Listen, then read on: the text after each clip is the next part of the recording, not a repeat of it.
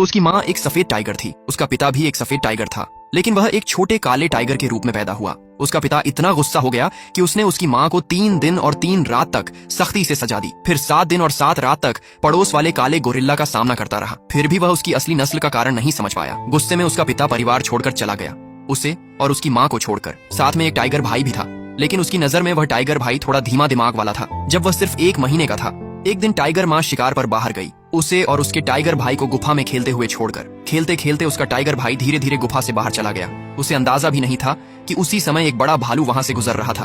दोनों शिकारी जानवर थे, इसलिए दुश्मन के बच्चों पर कोई दया नहीं होती। भालू जोर से दहाड़ा और सीधे टाइगर भाई की तरफ दौड़ा। टाइगर भाई डर से बिल्कुल जाम हो गया। आखिरी पल में उसने टाइगर भाई को खींचकर वापस गुफा के अंदर कर लिया। तभी टाइगर माँ भी समय पर वापस आ गई। दोनों किसी तरह बड़े खतरे से बच गए। अगर उसके पास टाइगर का शरीर न होता, लेकिन अंदर से इंसानी सोच न होती, तो शायद वह इस खतरनाक जंगल में बहुत पहले ही खत्म हो जाता। इस वजह से वह खुद को बचाने की ताकत पाना चाहता था। जब खाने का समय आया, टाइगर माँ उनके सामने लेट गई और अपना पेट दिखाया। शुरुआत में वह झिझक रहा था, लेकिन जैसे ही गर्म दूध उसके मुंह और पेट में गया, उसके पूरे शरीर में गर्माहट फैल गई। उसे लगा जैसे उसमें फिर से जान आ गई हो।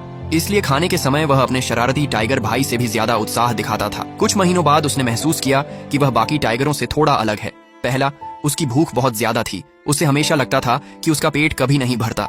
दूसरा, उसका शरीर तेजी से बढ़ रहा था। 5 महीने में उसका वजन 88 पाउंड हो गया, जबकि उसका टाइगर भाई लगभग 44 पाउंड का था। अब उन्हें मांस खाना शुरू करना था। जब उसने पहली बार जंगली सुअर का मांस चखा, तो उसके पेट में फिर से तेज गर्माहट महसूस हुई, जो धीरे धीरे पूरे शरीर में फैल गई। ऐसा लगा जैसे मांस खाने से उसकी ताकत बढ़ रही है। 1 महीने बाद वे 6 महीने के हो गए। टाइगर माँ उन्हें शिकार करना सिखाने लगी। अचानक टाइगर माँ की नजर बहुत तेज और ठंडी हो गई, जैसे उसे शिकार दिख गया हो। सामने घास चरते हुए हिरणों का झुंड था। हर कुछ मिनट में कोई न कोई हिरण सिर उठाकर आसपास देख रहा था।